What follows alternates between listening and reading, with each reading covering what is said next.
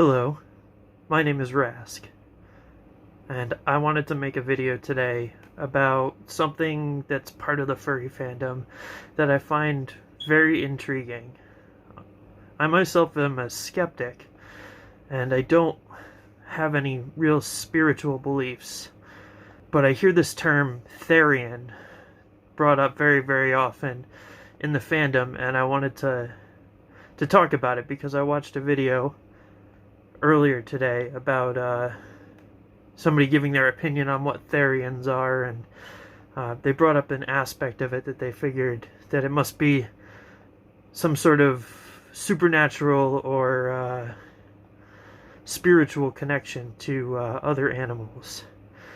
And that's more or less what the word Therian means. It is a supernatural or psychological connection and kinship with animals that are not humans. You know, a lot of people say they associate with wolves, especially in the furry fandom. Other times you'll hear people talking about dogs or deer or goats, or, you know, just because they all have certain attributes. You know, I think of like the austerity of a bald eagle flying, you know, that sort of thing. In my mind, I immediately ask, why does it need to be a spiritual thing? I don't think there is a good definition for spiritual that has nothing to do with the supernatural, so I don't tend to use it very often. I think one can be a Therian and at the same time not hold a spiritual belief about it. You know, Therians say that they have a kinship with other animals. Well, that makes sense. Humans are animals. That's literally we fit every definition of the word. And it absolutely makes sense that we'd find things in common with other animals. It's part of our evolutionary makeup.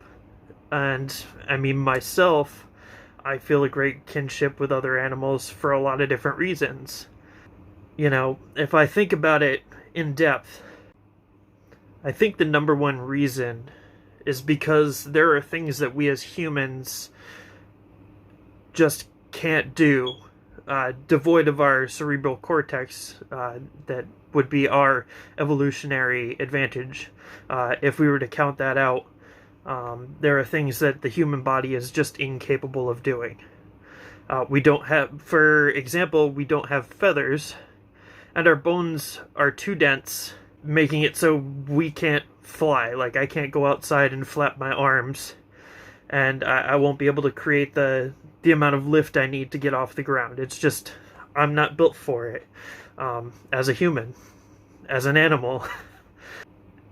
Homo sapien evolutionarily has the cerebral cortex. We have the ability to look at the bird and say, oh, I understand this is how a bird flies.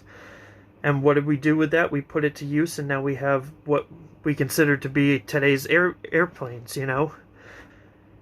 We're always striving to do what other animals can do, to find a kinship with our fellow animals. And a lot of people say that they want their behaviors to mimic that of other animals that they feel a kinship with.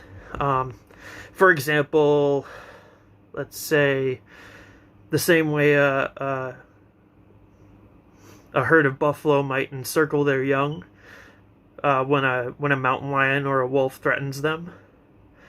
Homo sapiens are inherently altruistic and protective of their own in that same way. And I think that's a pretty simple concept to grasp.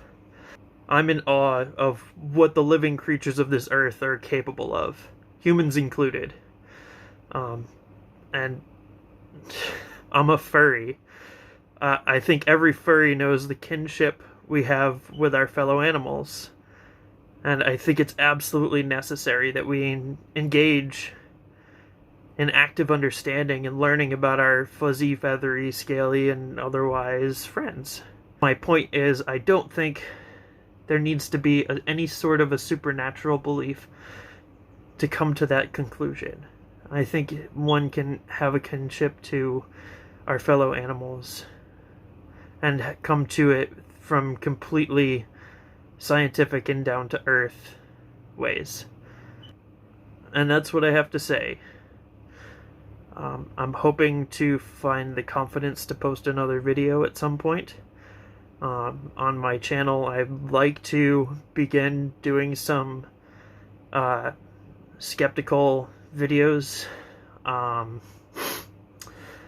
Videos about religion and government, and also things pertaining to the furry fandom, because I'm a huge part of that. It's a huge part of my life. So we'll see what happens. This will be my first video up on this channel, and if you like what you see and you want to see more of it, if you click the like button, if you click subscribe, I would appreciate that greatly. And if you don't, tell me it's horrible and leave a comment, and let me know how I can make it better.